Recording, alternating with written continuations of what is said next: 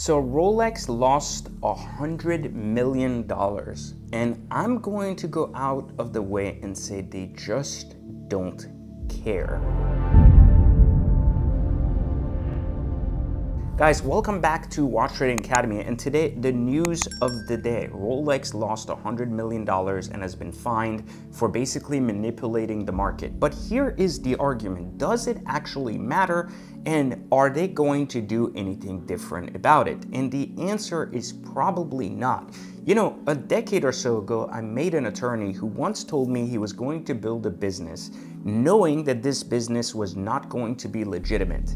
And the argument was that it would take the court so long to figure out that it wasn't legitimate that his class action lawsuit would basically end in him spending hundreds of millions of dollars to settle, when in reality he has made billions. This is what we've seen in the pharmaceutical industry. This is what we've seen in many other business sectors. And the argument is that now we are seeing it with Rolex. You see, large corporations can get away with things like this because the cash flow and the amount of money they're making from these decisions are significantly higher than the concept of the retribution of paying back what they've basically done wrong. And so while a lot of people on the internet are talking about Rolex has what's coming to it, I would argue that Rolex always knew this would be coming and they just didn't care. A lot of people are saying, well, Rolex manipulates markets, turns off these ADs, prevents people from selling their watches or reselling their watches or this or that.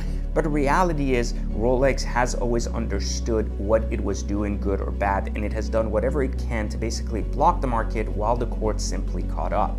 Now that the courts have caught up, they have now gone way past that model where they've not only acquired Bucherer, they've not only launched their pre-owned Rolex program, but they have now dominated the market and already done the damage necessary to ensure their brand is protected, even if that was at a cost at 100 million. And so my take here at the Watch Trading Academy is that while Rolex knew very well what it was doing, it understood that the only thing it was really doing by getting caught here was paying for the cost of literally enforcing their trademark in a way that was illegally done, but was very clever because it enabled them time to do all these other things, position themselves as a market leader in what they were trying to do in the secondary market, and basically then say, oops, we got caught, here is some money, we're sorry.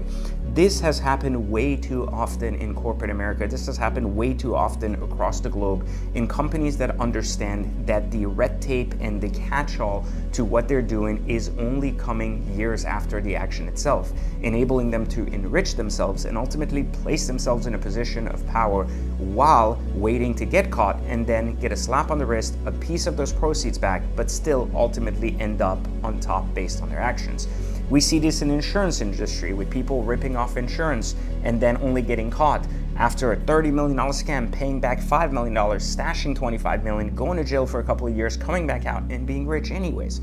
The argument is that these practices should be more severely punished by individuals who clearly know what they're doing and understand that there is a component that is beneficial for them to cheat the system rather than play the system to its advantage. So this is my take on the $100 million situation happening at Rolex. This is my take on the latest news to be blowing up all over the watch industry. And hopefully you've learned something new, because here at Watch Trading Academy, we are here to teach you how to trade watches, not just Rolex, but trade real watches in and out and understand how all of these markets work and how to take advantage of markets to get ahead in the world of watch trading. So if you want to learn how to trade watches for free, click the link in the description, take the free training. And if you're ready to take your life to the next level, just click the actual University of Watch Trading Academy, where you can actually sign up, learn how to do this step by step, and join our ever-growing community of over 20,000 people. We would love to have you, especially this holiday season as 24 is approaching, and that is going to be a big year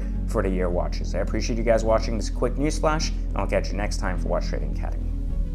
As one of the most profitable watch traders in America, I get asked this question a lot. Where do you go to sell your watches? Because buying them seems to be easy, but selling them seems to be the hard part. Well, simply put, I use this tool called Grailzy. See, Grailzy.com is an auction platform where you can list watches that are high-end watches, of course, and get auction bids by real retail buyers, not just industry wholesalers or traders like in Facebook groups. This is a huge opportunity for you as a watch trader or as a watch enthusiast to sell and buy watches via this auction platform.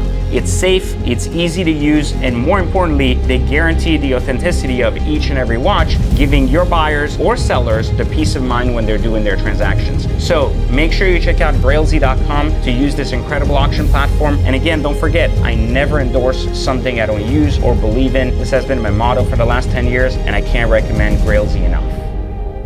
Grailz, buy and sell iconic timepieces.